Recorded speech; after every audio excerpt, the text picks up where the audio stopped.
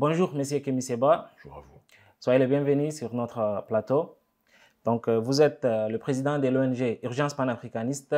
Vous êtes idéologue et militant pour la lutte d'autodétermination des peuples africains. Vous êtes suivi par des millions d'Africains de par le monde. Vous êtes par ailleurs le conseiller spécial du président du Niger, le général Abdourahmane Tiani. Vous avez annoncé votre volonté de se présenter à la présidentielle de 2026 au Bénin. Donc, pour commencer, qu'est-ce qui motive cet engagement? Alors déjà, je vous remercie pour votre invitation.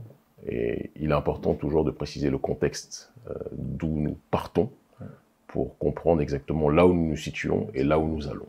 Il se trouve que nous menons depuis 25 ans. 25 ans, c'est une longue durée. Ce combat pour l'autodétermination de nos populations, pour la protection de nos populations, pour la justice sociale, contre la globalisation néolibérale, contre la déstabilisation de nos États, contre la négrophobie systémique.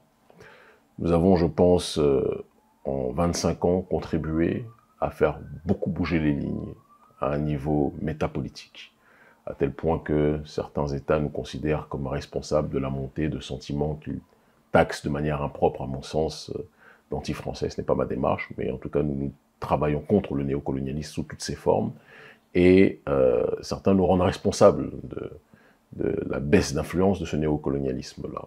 Et nous ne sommes qu'au début parce que nous comptons aller le plus loin possible dans ce cadre-là. Il se trouve qu'il arrive un moment lorsque vous êtes dans la société civile où quels que soient les exploits, quelles que soient les actions menées, quel que soit le travail politique de fond effectué, vous arrivez à un plafond de verre parce qu'il y a un moment où vous devez, dans le cadre de vos activités, passer la main de la société civile aux institutionnels.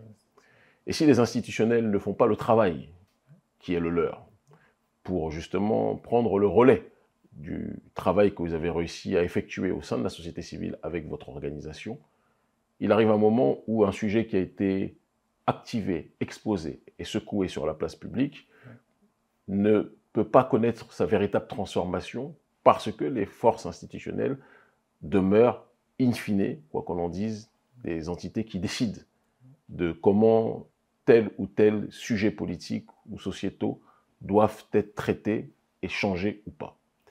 Je prends un exemple très simple, c'est la question du franc CFA, même si c'est une question parmi tant d'autres, mais tout le monde sait que c'est un de nos combats de fond. On a bougé de manière historique au XXIe siècle, à travers une mobilisation transnationale, simultanée dans plusieurs pays, que l'ONG Urgence panafricaniste a effectuée en fondant, en initiant le front anticolonialiste français en Afrique, le front anti-CFA. Et on a réussi à remettre au goût du jour une question qui auparavant était incarcérée entre les mains d'une petite poche de l'intelligentsia africaine et qui avait parfois une attitude très pédante vis-à-vis de la masse. On a rendu, dans cette dimension gramscienne, intelligible la question de la souveraineté monétaire pour des millions de gens. Nous nous sommes battus pour cela et les présidents devaient prendre le relais. Ils ne l'ont pas pris. Et des exemples comme la question du franc CFA, sur laquelle nous militons, ce sont des exemples, il y a des exemples multiples sur les questions de justice sociale, sur les questions d'écart de richesse spectaculaires dans nos pays, où on dit parfois que nos pays connaissent une croissance, on reviendra peut-être sur ces questions par la suite, mais c'est une croissance artificielle qui ne profite en réalité qu'à une minorité. On nous fait croire, par exemple, dans mon pays, le Bénin, et c'est le même exemple qui est effectué en Côte d'Ivoire, et ça, c'est l'agrégé en économie, l'un de nos conseillers sur les questions économiques, le professeur Mamadou Koulibaly, ancien président de l'Assemblée nationale, qui le précise et qui le montre très bien. Il y a eu, soi-disant, des données qui ont été rendues publiques présentant une croissance économique exponentielle de mon pays, par exemple le Bénin. Sauf que ceux qui étudient, et c'est ce que nous rappelle le professeur Mamadou Koulibaly, la situation, savent que ce PIB n'est pas en adéquation avec aujourd'hui véritablement la richesse, au sens individuel du terme, de nos citoyens, de nos populations. Pourquoi? Qu'est-ce qui s'est passé? Il y a eu ce que l'on appelle une manipulation statistique par le biais de ce que l'on appelle le rebasage. Qu'est-ce que le rebasage? C'est incorporer des données liées à des métiers dits informels qu'on ne peut pas quantifier, qu'on ne peut pas mesurer, d'accord? Rajouter cela pour gonfler quelque part le taux de croissance du produit intérieur brut, pour attirer les investissements, d'accord, des institutions internationales et bien évidemment surtout aussi des entreprises et des États occidentaux, de telle sorte qu'on ait l'impression que tel pays ou tel pays est un bon élève en réalité sur le terrain économique. Normalement, dans des pays comme ceux-ci, s'il y a une augmentation du PIB aussi spectaculaire, chaque individu, chaque citoyen, ou en tout cas la population dans son ensemble, devrait avoir une amélioration de ses conditions de vie extrêmes. Or, il y a un appauvrissement spectaculaire d'une majorité de la population. On parle de plus de 60% de la population qui n'a pas accès à l'électricité dans nos pays. On nous met en avant le fait qu'il y a une construction massive de routes, d'infrastructures, mais si ces infrastructures ne servent pas à créer de la richesse réellement pour la population, de quoi s'agit-il? Si ces infrastructures ne servent pas à ce que la population puisse se nourrir, et puisse se détacher justement de ce problème de pauvreté et de faim qui est globalisé dans nos pays. À quoi cela sert-il? Le Bénin réel, mon pays, ce n'est pas le Sofitel. Contrairement à la propagande que nos dirigeants essayent de faire croire en invitant quelques influenceurs où on va faire la promotion, la publicité dans les grands hôtels de notre pays, mais la majorité de la population crève, vit dans des situations extrêmement difficiles. Et je ne peux pas être dans une démarche de lutter contre le néocolonialisme, contre l'injustice sociale, sans me préoccuper de fond en comble de ces réalités. C'est la situation qui nous a poussés, de manière générale, à rentrer sur ce processus institutionnel. De l'Afrique à l'Europe, aux Antilles, aux Amériques, vous êtes présent dans la scène et connu dans la scène politique depuis plus de 20 ans. Est-ce que cette volonté de se présenter à la présidentielle était un projet de longue date ou bien une nécessité de l'ère? Je pense que c'est venu graduellement. Et comme je le disais dans mon propos introductif, le fait que je sente que les efforts que nous effectuons à l'échelle de la société civile n'étaient pas suffisamment pris en considération par les puissances décisionnaires, nous a poussé à nous dire que si on attend que ceux qui doivent faire en haut le fassent, on risque d'attendre longtemps. Et l'adage de notre ONG, Urgence panafricaniste, c'est ce que les élites africaines ne font pas pour le peuple devra le faire lui-même. Eh bien, c'est dans cette réalité-là, dans cette logique de transformation, osons inventer l'avenir, comme le disait le président Thomas Sankara, il est important que nous nous préoccupions de comment rendre nos décisions et nos actions encore plus efficientes à un niveau supérieur. Vous avez déclaré votre candidature. En cas de blocus, comment compteriez-vous vous y prendre? Et ceux qui nous connaissent stratégiquement savent que nous sommes très loin d'être naïfs et que cette annonce est un processus là aussi d'ingénierie sociale pour propager une idée, pour propager un message. Nous sommes des guerriers idéologiques. Nous sommes de l'école gramscienne sur cet aspect-là en tout cas. Et notre objectif est d'imposer dans le débat politique béninois un autre point de vue que le point de vue tyrannique qui est aujourd'hui opéré au sein de notre pays. Aujourd'hui, si vous n'êtes pas dans la dimension, dans l'école du président Patrice Talon, l'école politique du président Patrice Talon, vous êtes soit en prison, soit en exil. Aucune autre voix dissonante aujourd'hui n'est tolérée. C'est important qu'on le dise. La plupart des opposants sont persécutés, pour ne pas dire la quasi-totalité des opposants réels le sont. Nous avons déclaré qu'il y a plusieurs options. La première, même si nous sommes très loin d'être naïfs, et nous savons que pertinemment il y a bon nombre de nos partisans au sein de la section jeunesse du Parti démocrate du président Yahi Boni, d'accord, l'ancien président Yahi Boni. Nous savons que nous avons beaucoup de partisans en son sein, mais nous savons aussi qu'à l'intérieur du bureau national du parti, il y a énormément de gens qui sont des tenants de la France-Afrique. C'est connu de tous, et ça nous a d'ailleurs été reproché lorsqu'on a tendu la main à ce parti. Mais si on ne le faisait pas, certains auraient dit qu'on n'aurait pas émis cette possibilité d'aller dans ce cadre électoral, quel que soit ce que nous en pensions intérieurement. Donc il fallait pour la forme, en tout cas, que nous le fassions. Et après, nous laissons témoin la population par rapport à la démarche qui est la nôtre. La deuxième option, c'est créer une coalition beaucoup plus élargie, des forces d'opposition réelles, d'accord, qui sont exclues du jeu politique, parce qu'on est dans un pays aujourd'hui où le président Patrice Talon a créé, et son système, son oligarchie, a créé un code électoral qui sélectionne les opposants qui peuvent concourir au jeu politique. En gros, c'est comme si vous avez un adversaire qui sélectionne ceux avec qui il veut combattre, et les plus dangereux de ses adversaires, il ne leur permet même pas de monter sur le ring de boxe. On est dans un jeu truqué de A à Z. il y a les partis qui sont validés par le président Patrice Talon, qui sont ses partis, d'accord, puisqu'il exige maintenant que vous soyez porté par un parti pour aller aux élections, alors que lui n'a pas eu cette règle qui lui a été imposée quand il est allé au processus électoral présidentiel en 2016, c'est important qu'on le dise, tout comme le président auparavant Yahya Boni et les autres, on ne leur a pas imposé cette réalité-là, mais lui, il l'impose parce qu'il verrouille le jeu. Il ne veut pas, à cause des investissements et de contrats juteux financiers qu'il a et qu'il est en train de passer aujourd'hui et qu'il a passé, il ne veut pas que le butin lui échappe. Et tôt ou tard, il faudra peut-être être dans une logique de pouvoir étudier et analyser comment il a pu établir sa fortune, parce qu'on ne peut pas parler dans un pays pauvre d'une pauvreté extrême de la population sans analyser comment l'un des membres de la population a pu se faire sa fortune par décret, parce que c'est par décret qu'il est devenu milliardaire, et comment il a pu faire développer son économie en prospérant dans un pays qui est complètement appauvri. Ça, c'est quelque chose qu'on devrait être capable d'étudier tôt ou tard.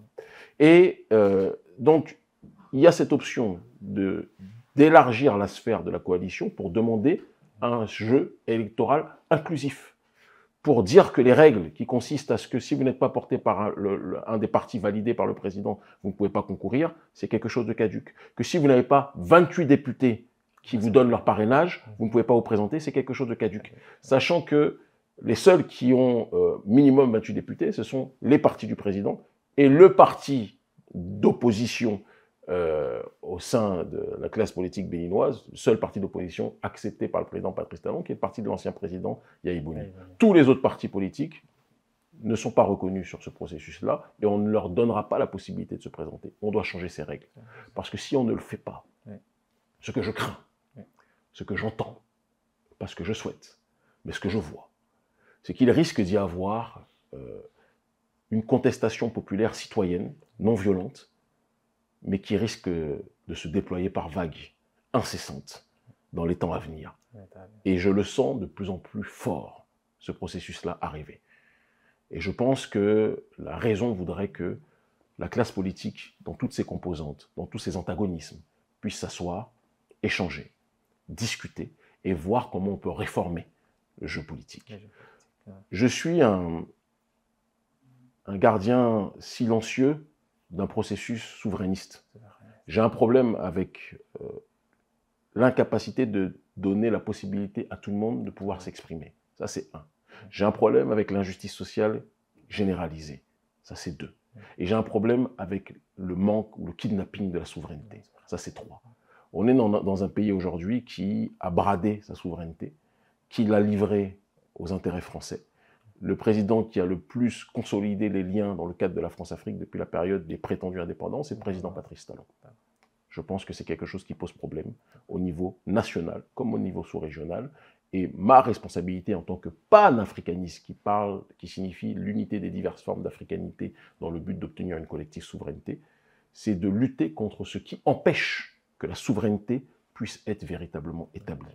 Ce que je veux, ce n'est pas priver les riches de leurs gains ou de leurs richesses. Ce que je veux, c'est une répartition des richesses beaucoup plus juste. Et je veux que l'on puisse être dans un processus de souveraineté avéré. C'est notre obsession, c'est notre projet. Et ce qui est intéressant, c'est que dans certains pays, on nous considère comme des combattants de la liberté, mais les gouvernements africains qui sont systématiquement liés à la France me considèrent comme un semeur de troubles, me considèrent comme un déstabilisateur d'État. Je ne suis pas un déstabilisateur d'État. Par contre, je suis un déstabilisateur fondamental du système néocolonial, et ça, c'est quelque chose de clair. Et si certains travaillent avec le système colonial et m'en veulent de vouloir déstabiliser ce système, c'est que sans doute, ils ont beaucoup de choses à se reprocher en ce qui concerne ces réalités. Donc justement, parlant du néocolonialisme, l'armée française est chassée de partout. Vous avez beaucoup contribué pour que cela soit une réalité. Et dernièrement, le président nigérien a déclaré lors d'une interview que la France a tenté de déstabiliser son pays. Quel est votre avis sur ce sujet? Je vais être très clair. Et vous savez, c'est d'ailleurs une des raisons pour lesquelles, parce que la stratégie du président Patrice Talon, comme je le disais tout à l'heure, c'est de tout faire pour nettoyer l'espace politique béninois de ses adversaires politiques les plus coriaces. Donc il fait tout soit pour les mettre en prison, il leur invente des histoires de drogue, alors que bon, je veux dire que lui-même et sa famille, en ce qui concerne les questions de drogue, il y a beaucoup de choses qui pourraient être dites, mais ce sera un autre sujet.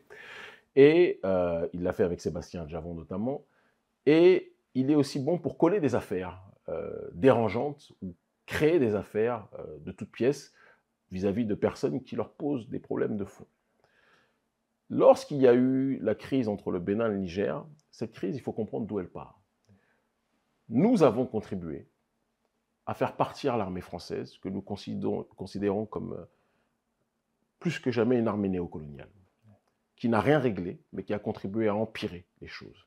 Il est important qu'on dise qu'il n'y aurait pas de crise au Sahel s'il n'y avait pas eu d'abord la guerre civile algérienne et la naissance de ces groupes dits takfiri pour certains ou djihadistes, l'assassinat de Kadhafi, voulu par la France et les États-Unis, opéré, perpétré, commandité par ces derniers, qui a contribué complètement donc à déstabiliser le Sahel. Et donc on a des présidents qui sont tellement analphabètes géopolitiquement qu'ils en arrivent à appeler la force qui a causé la déstabilisation du Sahel, et ils appellent ces derniers pour les aider à lutter contre le feu qu'ils ont eux-mêmes allumé. Est-ce que pour éteindre un feu, on appelle un pyromane? Je pense que ça ne fait pas sens pour ceux qui sont dotés de raison. Et donc, lorsque nous avons contribué avec les populations du Niger et les mouvements panafricanistes, principalement, entre autres, mais pas que, il y avait beaucoup d'autres structures à l'échelle globale, internationale, mais l'ONG Agence panafricaniste a joué plus que jamais son rôle, l'armée française a été chassée. Lorsqu'elle a été chassée, elle a redéfini une nouvelle stratégie, et le journaliste Thomas Dietrich, français, journaliste français Thomas Dietrich en parle très bien, il a redéfini une nouvelle stratégie de campement fantôme, de stratégie fantôme. S'installer dans certains pays africains sans désormais dire que c'était des opérations au sol que l'armée française effectuait, simplement présenter les militaires français comme des instructeurs. Parce que si on sait, la population sait que l'armée française est toujours présente explicitement, alors que l'armée française est mal vue par l'opinion publique africaine, dans toute la région, d'accord, dans la plupart des pays d'Afrique francophone, cela risque de créer des troubles. Et donc le président Patrice Talon, qui est en train de sceller des accords records dans le cadre du système néocolonial avec la France, a accepté la présence de l'armée française, qui venait d'être chassée du Niger. Il est important de dire que les généraux de l'armée française, notamment le général Lecointre et d'autres, ont dit qu'ils feront tout pour récupérer. Et pour déstabiliser le nouveau régime du Niger. Donc vous avez deux pays voisins. Un pays voisin, un gouvernement, le gouvernement du Niger, chasse l'armée néocoloniale française. L'armée néocoloniale française va se resituer, en partie, parce qu'il n'y a pas que dans mon pays, mais va se resituer, malheureusement, au Bénin. Pas par volonté des Béninois, pas par volonté de l'armée souverainiste béninoise, qui est une armée extrêmement courageuse et digne, mais par la volonté du gouvernement néocolonial béninois, d'accord, et de ces corrompus qui siègent en son sein. L'armée du Niger dit que si ça va dans ce cadre-là, même si nous voulons l'unité de tous les Africains, mais on ne peut pas laisser, malheureusement, notre frontière ouverte quand notre pays frère voisin, le gouvernement frère voisin, accepte d'abriter une armée néocoloniale qui a juré qu'elle nous déstabilisera. C'est aussi simple que ça.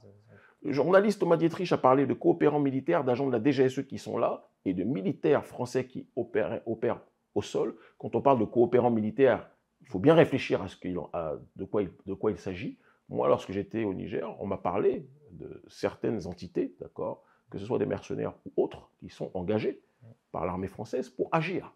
Je n'ai fait que dire les éléments dont j'ai eu connaissance. Et face à cette réalité-là, d'ailleurs, le président Patrice Talon et son gouvernement d'illusionnistes et de manipulateurs ont présenté cela comme, soi-disant, une sorte de trahison de ma part, parce que j'ai dénoncé le lien de la France avec le gouvernement béninois. Ça me fait penser un petit peu, même si j'ai très peu d'estime pour ce dernier, au maréchal Pétain, qui qualifiait général de Gaulle d'apatride, parce qu'il avait osé, le général de Gaulle, dénoncer les liens incestueux entre le maréchal Pétain et l'Allemagne nazie. Ça me fait penser, dans un autre ordre d'idée, au Shah d'Iran, pro-occidental, qui qualifiait à l'époque l'imam Khomeini, d'accord, d'apatride, parce qu'il voulait, il condamnait les liens du Shah d'Iran avec les États occidentaux. C'est exactement la même chose. Exactement.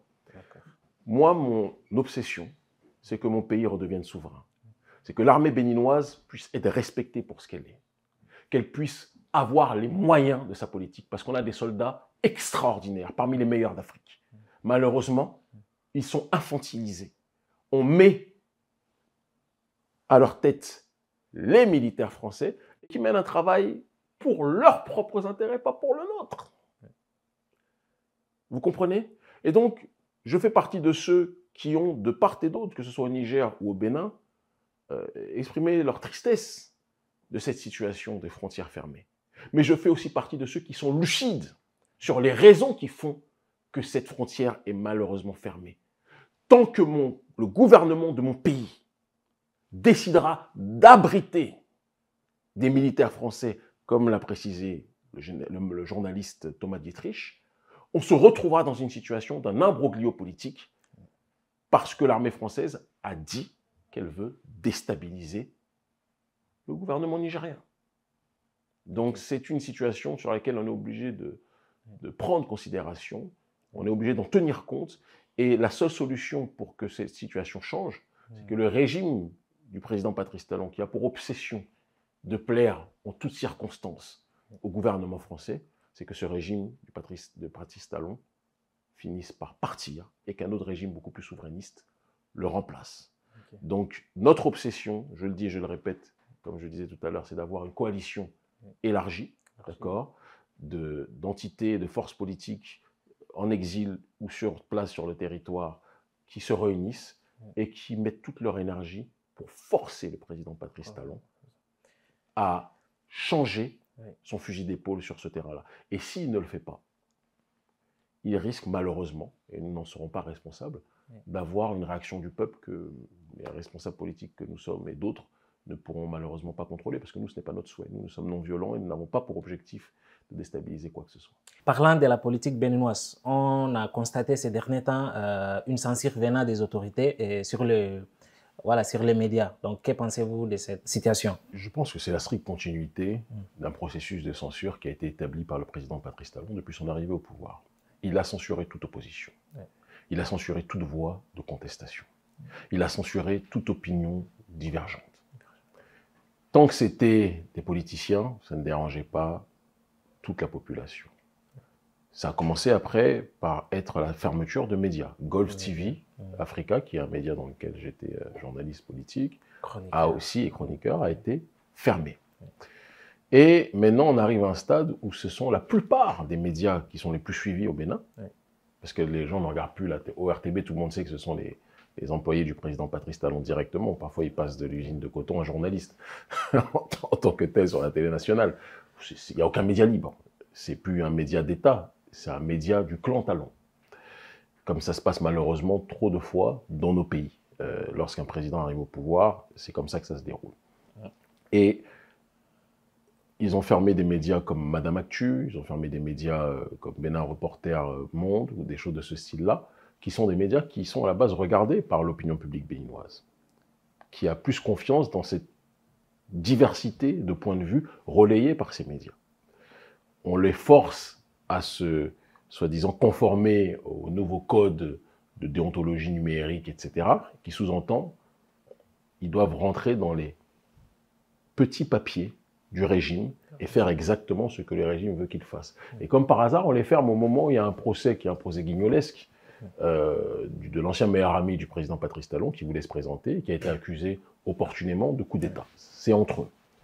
Mais il y a une réalité qui est factuelle, c'est que le président Patrice Talon ne voulait pas qu'on parle de ce coup d'État.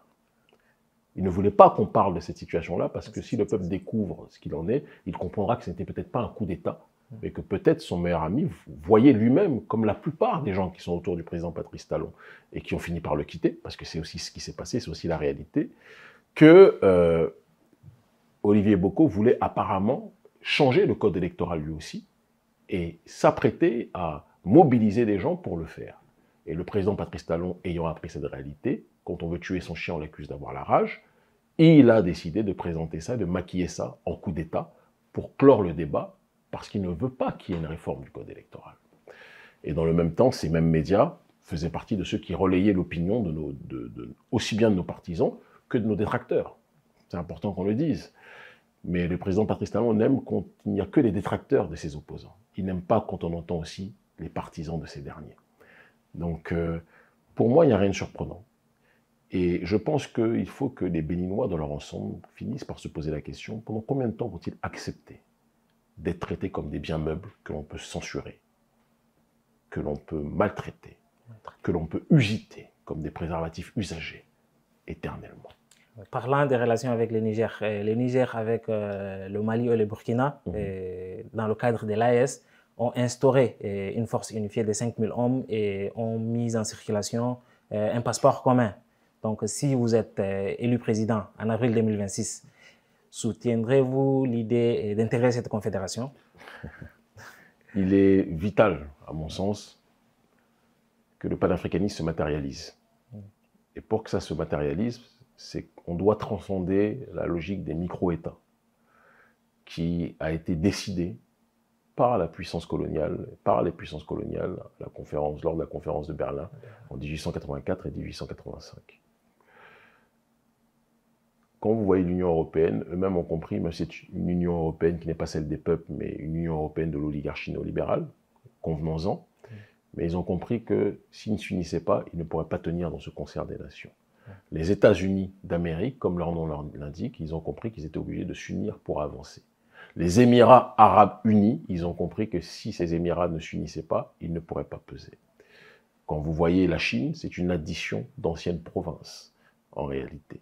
Quand vous voyez la Russie aujourd'hui, qui est un État gigantesque, c'est une addition de plusieurs populations et d'anciens, plusieurs royaumes, en réalité. C'est important qu'on puisse dire ces éléments-là, sinon on ne pourra pas comprendre la chose. L'Inde, c'est une addition de plusieurs États. Donc nous sommes obligés en Afrique d'aller, qu'on le veuille ou pas, par cette voie. Malheureusement, l'Occident a toujours compris cette nécessité de diviser pour régner, en graissant la patte de certaines entités, en les poussant pour agir tels des roitelets, qui empêchent la fondamentale transnationale unité des peuples, pour ne s'occuper que d'un petit précaré qui donne accès à des facilités pour les nations occidentales.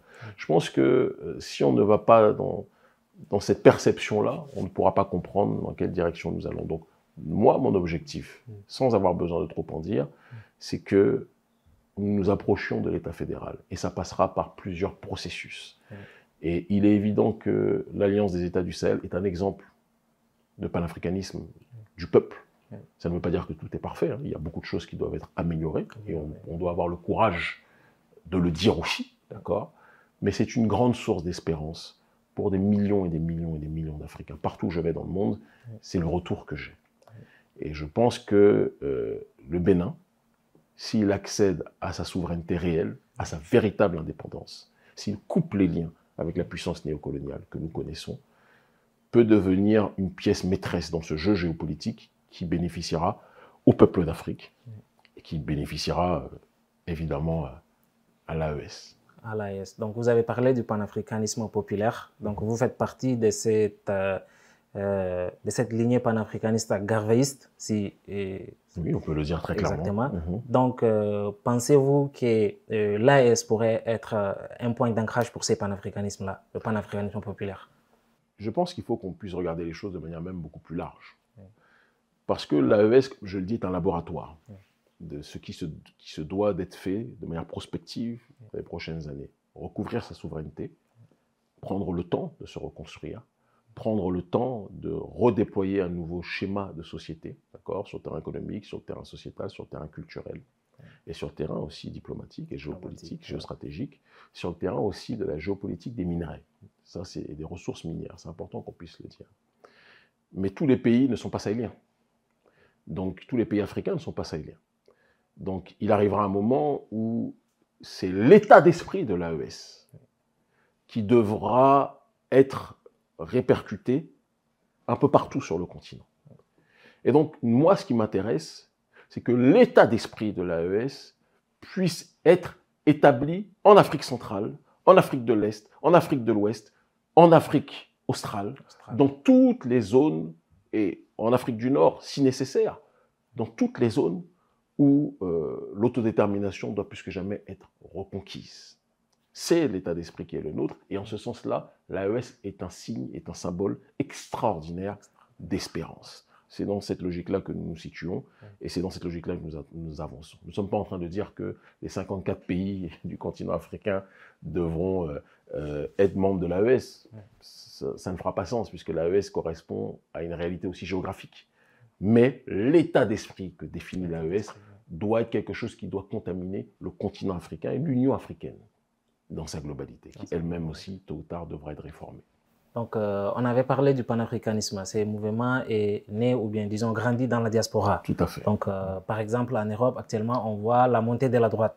Est-ce que cette situation aurait d'impact ou bien d'effet sur le combat que vous menez? On peut même dire la montée de l'extrême droite. De l'extrême droite. On peut le dire. Et une extrême droite très, très pro-israélienne, très atlantiste aussi.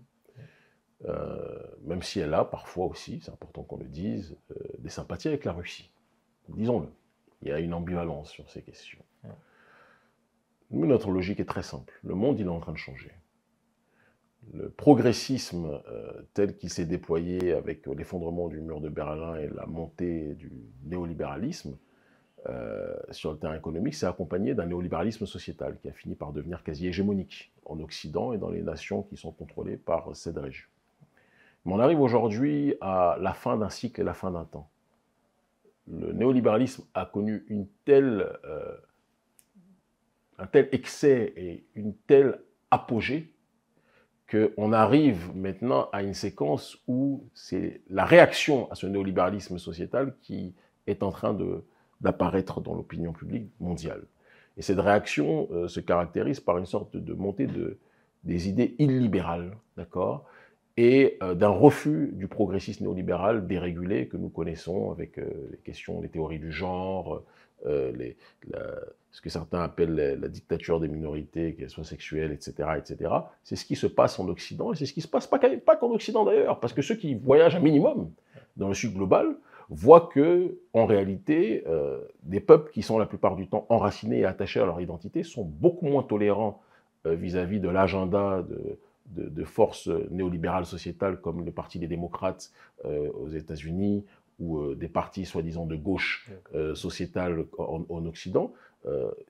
En Afrique subsaharienne, en Asie et dans le monde arabe, les gens ne sont pas très partisans de ce genre d'idées-là, qui sont considérées comme des idées profondément néocoloniales occidentales. C'est important qu'on le dise, même s'il peut y avoir un juste milieu dans la réflexion. Et je pense que les Africains qui lisent Le Monde, et c'est souvent parmi l'élite africaine cooptée par l'Occident, qui lisent Le Monde à travers les lunettes de l'Occident, à travers un progressisme néolibéral sur le terrain sociétal caricatural, qui pense qu'on est encore, il est encore à la mode de parler des questions d'intersectionnalité, entre des questions de genre sexuel, des questions d'identité ethnique et tout ce qui s'ensuit. Ces gens-là vont se réveiller brutalement s'ils ne comprennent pas que le monde auquel ils se sont accrochés, parce que le problème c'est que beaucoup d'Africains sont toujours dans une logique de copier ce qui se fait ailleurs, mais ne voient pas que ce qu'ils copient, ce qu'ils ont copié est déjà périmé et qu'on est dans un autre logiciel vis-à-vis des entités qui sont en train de copier. Nous devons rester focalisés sur nos réalités, parce que nous avons vocation à nous situer dans le monde en fonction de nos propres perspectives, en fonction de notre propre vision. Dans mon dernier ouvrage, Philosophie de la panafricanité fondamentale, je parle d'une dichotomie entre le monde moderniste et le monde traditionnel. Il y a le monde des peuples enracinés dans leur identité, considérés comme primitifs par l'oligarchie occidentale, et il y a le monde récent, le monde qui vient d'arriver, qui se croit hégémonique, mais qui est un nouveau-né, en réalité, pour les peuples premiers, qui est le monde moderne, entre guillemets, le monde occidental. Il ne s'agit pas de faire une opposition entre la modernité, qui est présente partout dans le monde, et le monde traditionnel. On peut très bien traiter de la modernité avec excellence, tout en étant enraciné dans son identité. La Chine en a un exemple extraordinaire. La Turquie, dans un autre ordre d'idée, en est aussi un exemple magnifique. Et il y a d'autres pays, la Russie ou d'autres sont dans ce cadre-là, où se mélange avec intelligence l'enracinement, la tradition avec un T majuscule, et maintenant des réalités de modernité. Mais il y a une différence entre ce juste milieu, cet équilibre-là, et la dictature de la modernité et le mépris de ce qui est traditionnel et ce qui est enracinement. Ce qui caractérise aujourd'hui, qu'on le veuille ou pas, l'Occident.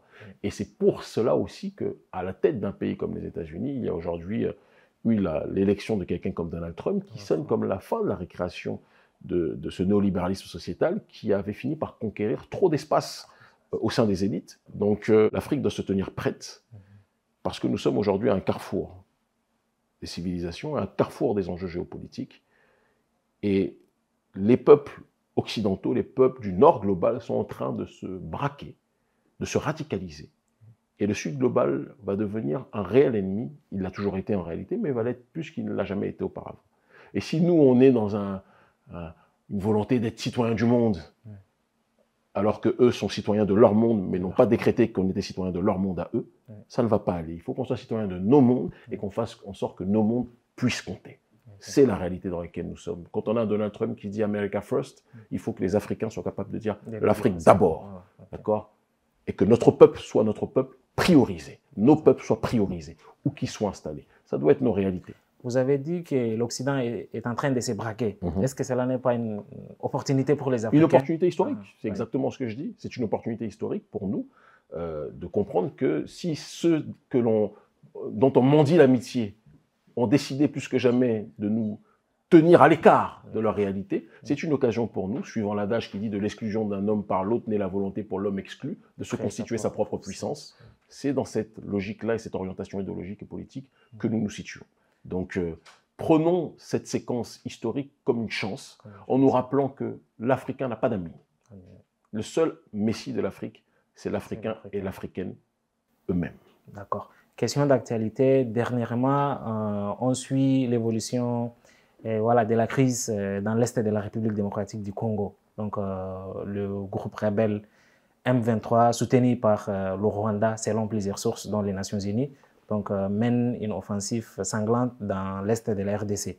Que pensez-vous de ces sujets? Quelle issue possible pour ces On est face à un processus néocolonial, encore une fois, qui s'appuie sur le pillage de nos ressources et qui s'appuie aussi sur une géopolitique des ethnies et des tribus dans ces sous-régions-là. Le colon a appris à étudier parfois nos peuples mieux que nos peuples se sont étudiés eux-mêmes. C'est une réalité. Il a étudié les antagonismes qui existaient entre certaines entités. Il a joué des douleurs de part et d'autre pour avancer son propre agenda.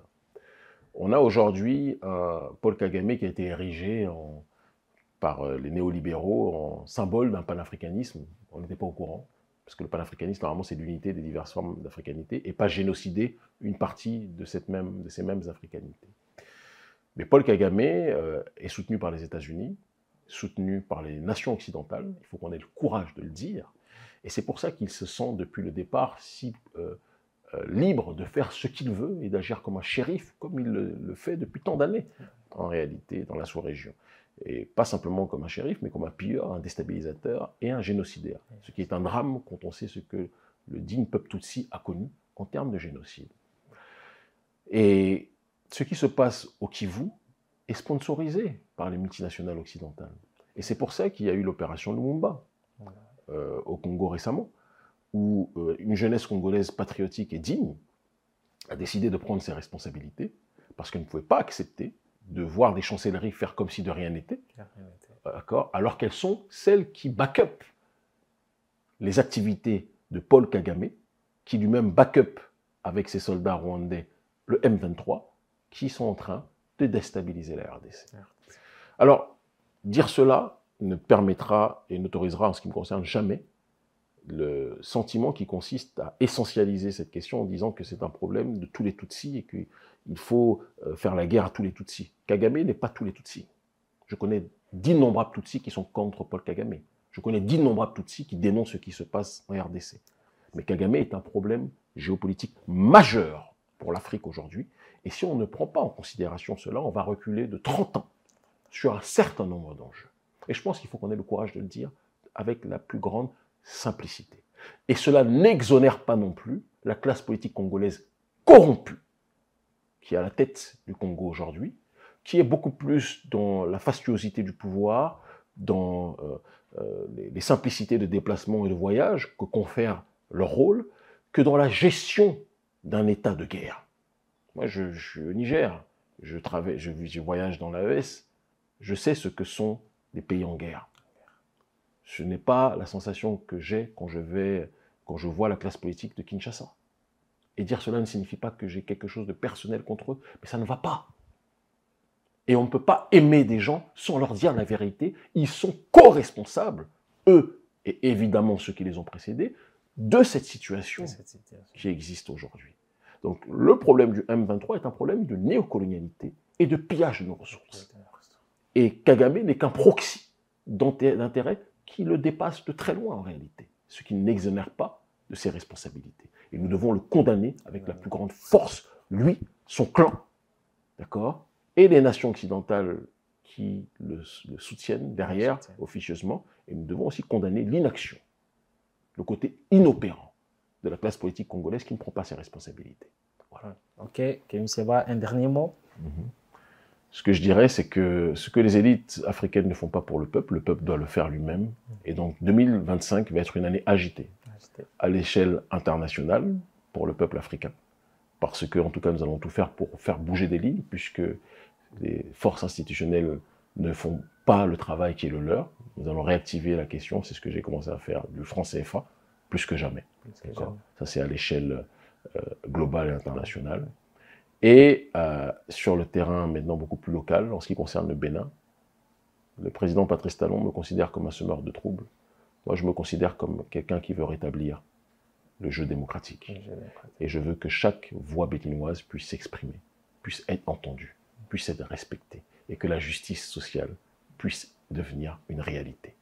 Et je lance un appel aussi à une partie minime de la diaspora qui se laisse avoir par les manipulations du président Patrice Talon et de son clan, qui ont décidé d'engager via des agences d'influenceurs des gens pour valoriser ce que eux font.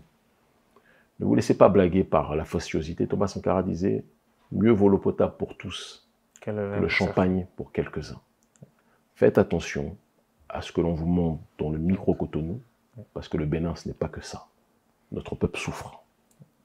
Notre peuple souffre réellement. Les mères de famille souffrent réellement. Les pères de famille souffrent réellement. Il y a une gabegie financière d'une minorité de la population d'élite qui se gave pendant qu'une grande partie de la population crève.